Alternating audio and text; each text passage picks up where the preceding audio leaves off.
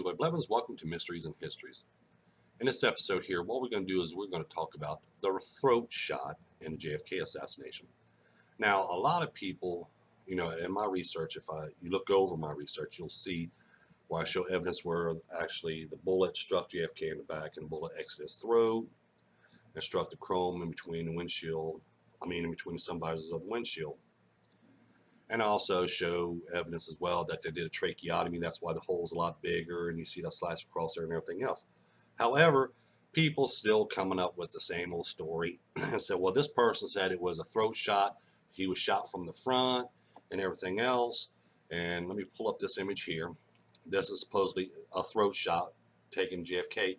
However, the bullet enters, but it never exits.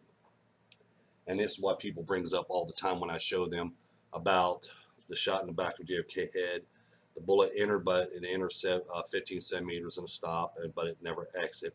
But they all know if a bullet enters, it's going to exit.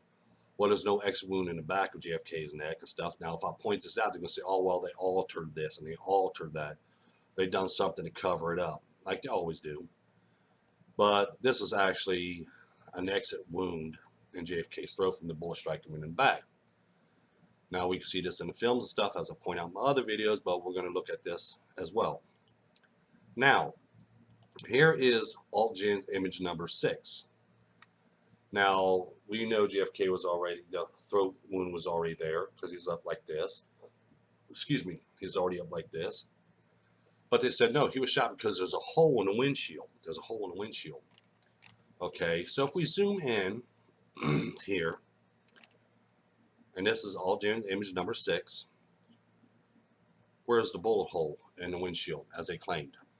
Now remember, when we're looking at this, remember, it's a downgrade. So a bullet cannot go through a windshield and go back up. It's going to go straight through. So to go this way, if they're up high.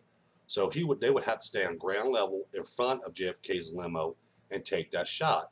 But they couldn't take that shot to be a throat shot there in front and on ground level because they'd be right there by either by James Tagg, which there was no gunman around him, as we know this, or somewhere in the overpass, underneath the overpass. But again, we're looking at, there was no reports of shots being fired around that location. Plus, we got to look at the fact that there was already the lead car and the lead police that's already underneath there. So that eliminates that of any gunman right there. But we're going to look at it this way.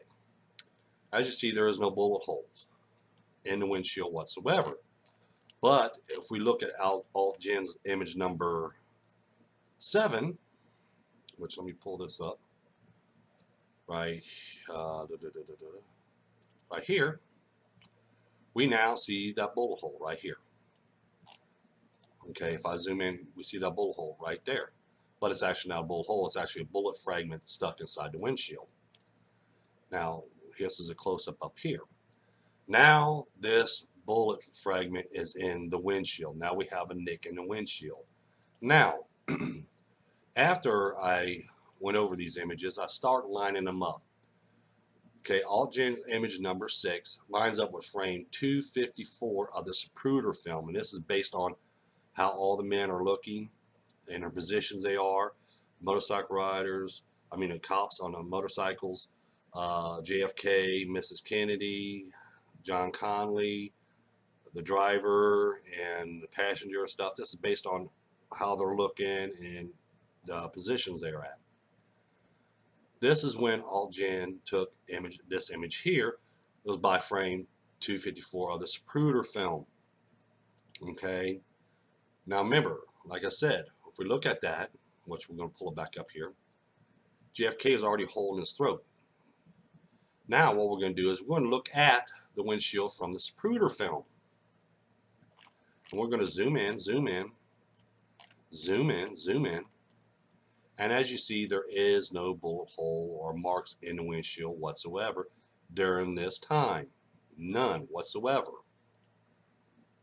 Now, we're going to look at Alt-Gen. We looked at Alt-Gen's image number 7.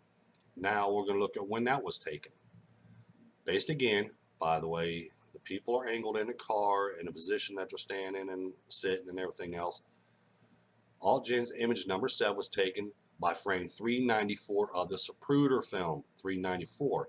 That's a big gap between frame 254 and 394. You see what I'm saying? But anyway, that's when this mark we can see in the windshield. Now, they said, well, it's a cover-up, it's a cover-up. Okay, well, let's look at this. If there was a cover-up, okay, and they altered the Zapruder film to hide the crack in the windshield, and they altered Alt-Gen's image number 6, so they don't show no crack in the windshield, why didn't they do the same thing to image number 7? Why didn't they alter that? All they had to do was blacken out, but they didn't. They didn't. It's still there. Then why would they take pictures and place it in the files and stuff of that crack in the windshield and a close-up of the bullet fragment inside the windshield if they're trying to cover this up? They're trying to cover up the throat shot as they claimed, but they altered the Zapruder film and they altered Alt-Gen's image number 6 so they cover up the crack in the windshield, but they didn't do it to number 7. They didn't do it to the other frames of the Zapruder film. And why would they take images of them then? Right there. Why would they take images of the windshield and the bullet fragment in there? You see what I'm saying? People is going to come up with a story just to back up their research on one thing or another, so they can say, so people can look at the research that says, okay, this is why there was a cover-up. Remember, conspiracy theorists is the ones that came out with all these theories, which in the next video I'm going to make, which I'm going to point out, some people made some comments in my new video posted yesterday. But anyway, we have to look at this differently than what we are told. If we base everything on what we are told, we're never going to get the truth. We're never going to get the answers that we're looking for. Just like I said, when it's altering. When I talked about the Zapruder film, if I was going to alter the Zapruder film, I'd have took out them extra shots, but they didn't. They're still in there. Just like right here. If I was going to alter one image of Alt-Gen's, which is not going to take that long to do, to alter it, you know, why didn't they do it to image number 7? Why did they just do it to image number 6? You see what I'm saying?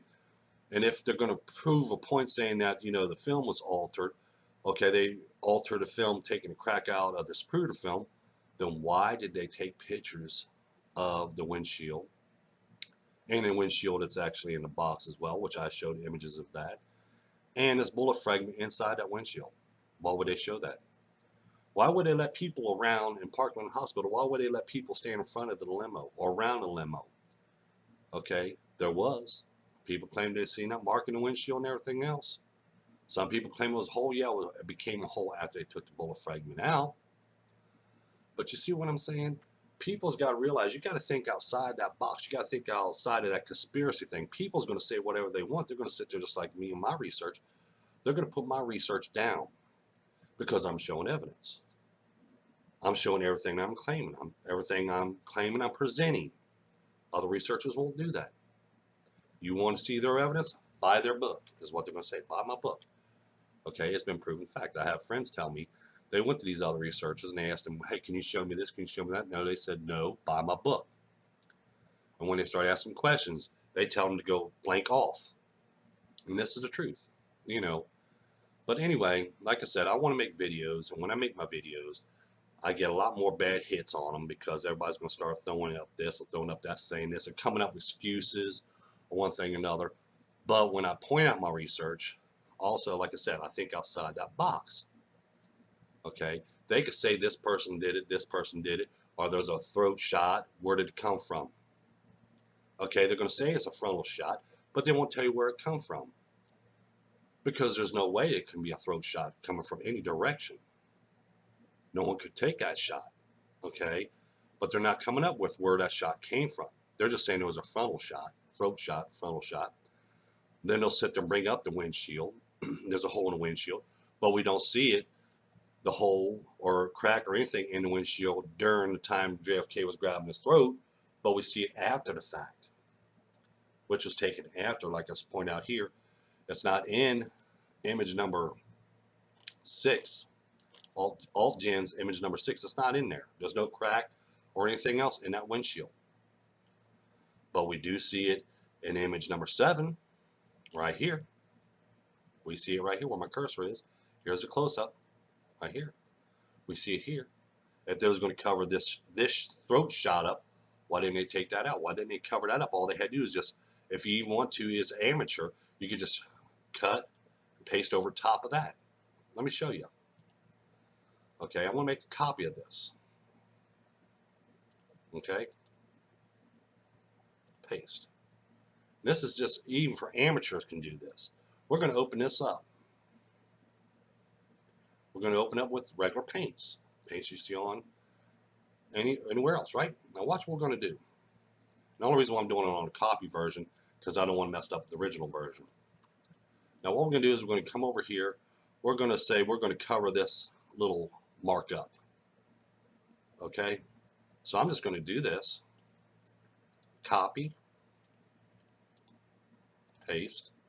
I'm going to come over here. We're going to bring this up now. I'm going to put it right here.